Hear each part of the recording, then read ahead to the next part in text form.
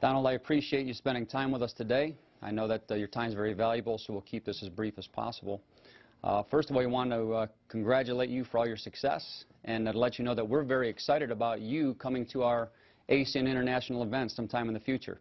Well, ACN has really been a great company, and you've done an amazing job, Greg, you and your whole staff and group of people. And it's an honor to be with you. And believe me, if you weren't amazing and if your company wasn't a great company, I wouldn't be doing this. We appreciate that.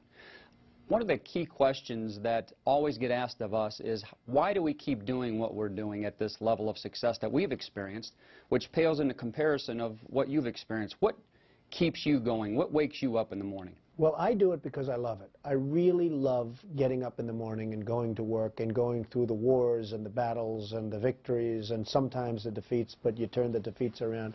I just love what I do.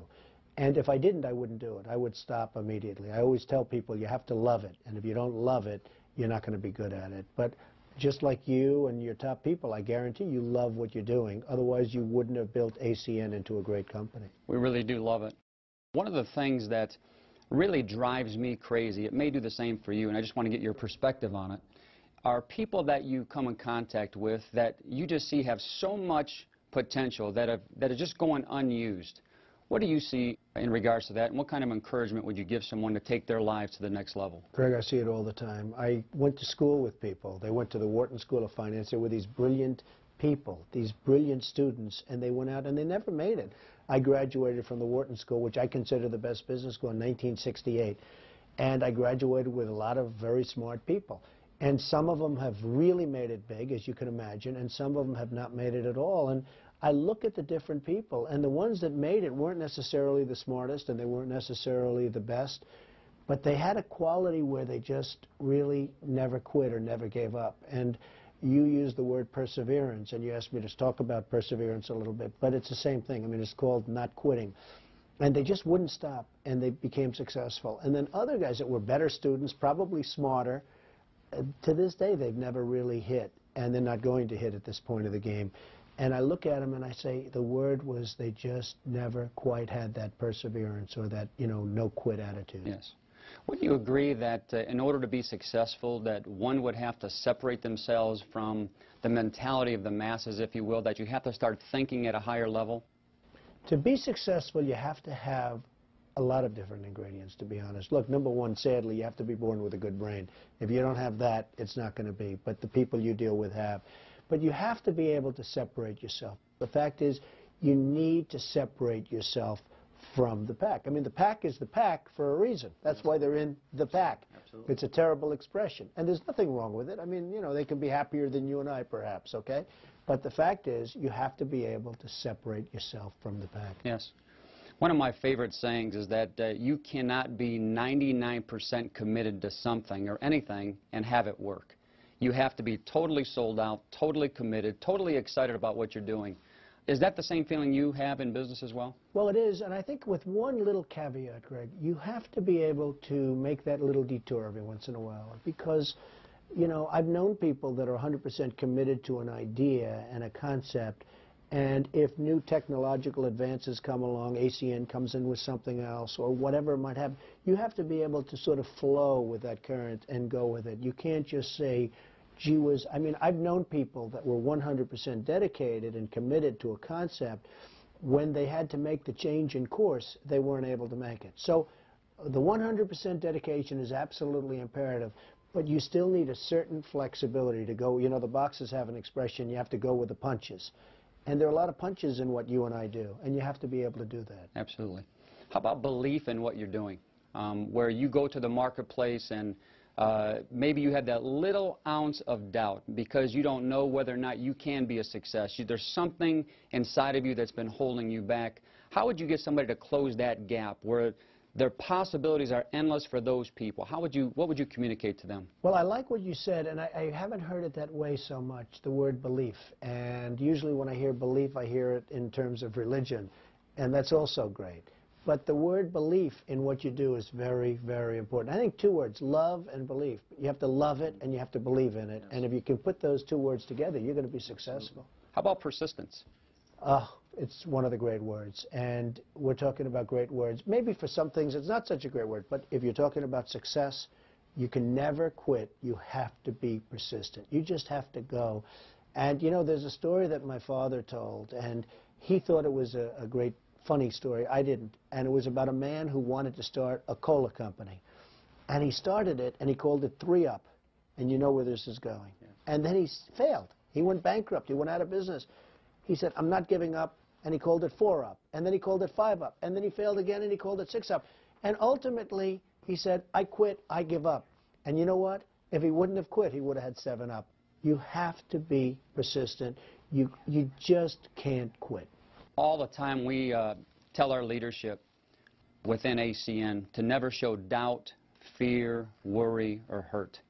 That the leader is the consummate person that people will always look towards for direction, guidance, and just general instruction on where they need to go. How important to you is the concept of showing confidence to everybody else that's in your organization? Well, you have to show confidence, but you also have to believe in it yourself. You can't just think you're showing confidence if you're not confident. But I give the example sometimes with the word confidence, because it's very important toward leadership, of the lion tamer. You'll have this little guy go into a big cage with this big, monstrous, 1,000-pound animal that could rip him apart in 10 seconds. Yes. And he'll walk in and he'll start, get back, and the lion's almost like afraid. Now, I could send one of my big bodyguards in there with big, strong muscles that can rip most humans apart in a fight very easily. And he'll walk in like this, and the lion will see it, and that guy is over. It's over for that guy. So sometimes you have fear of things, and there's nothing wrong with that, but try not to show it. Because if you show it, guess what? Your people that you're leading are also going to be showing it, and that's not good. You know, managing the mental roller coaster is huge. You know, every day we have peaks, we have valleys, we have a lot of different experiences that we have. And what we found are the people that reach the top, it's very easy for them to remain excited and positive, but how do you get them from when they're at rock bottom to get looking at that mountaintop again, to help them to be successful and to keep striving for success? Well, that's where the perseverance comes in. That's where you really need the perseverance. You know, it's easy to be persistent and not quit when you're winning. But where you really have to go and have that attitude is when you're, look, I had a very terrible period in the early 1990s. The real estate markets collapsed. The world was coming to an end. It was like terrible. It was a depression. It wasn't, they talk about the recession. It was a depression in certain businesses, especially in the real estate business. I have a lot of friends. They went bankrupt. You'll never hear from them again. They went out of business. I went back to work. I didn't quit. I mean, perhaps beyond my brain, I didn't quit. And I worked really hard. I never worked harder, even when I was building the business. And today, my business is bigger and stronger and much more powerful than it ever was in the 1980s. And it was really the word perseverance. You're going to have some bad times. I don't care who you are and what you're doing, you're going to have down times. And that's where the word perseverance or not quitting comes in. You know, we talked about the masses. I'm sure that you've seen it in the many years that you've been in business, that there's very few people that could ever draw that necessary line where they tell themselves they are never going to go back, they're always going to push forward no matter what adversity that they come against.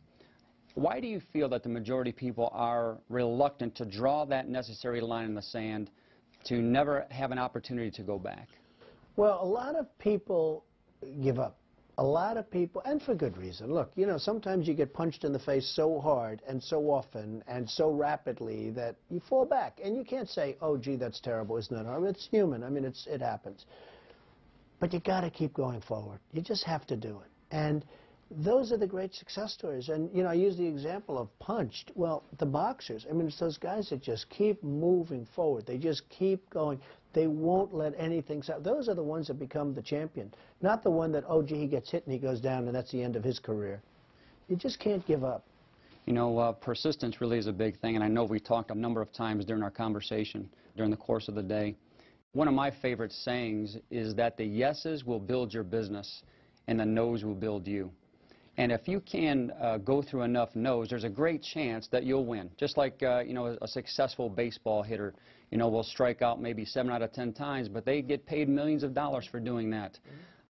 What is your take on people being able to go through where normally people would just back off? How does someone continue to go through those necessary numbers? It's a very interesting question and statement, Greg, because it's really more of a statement than anything else.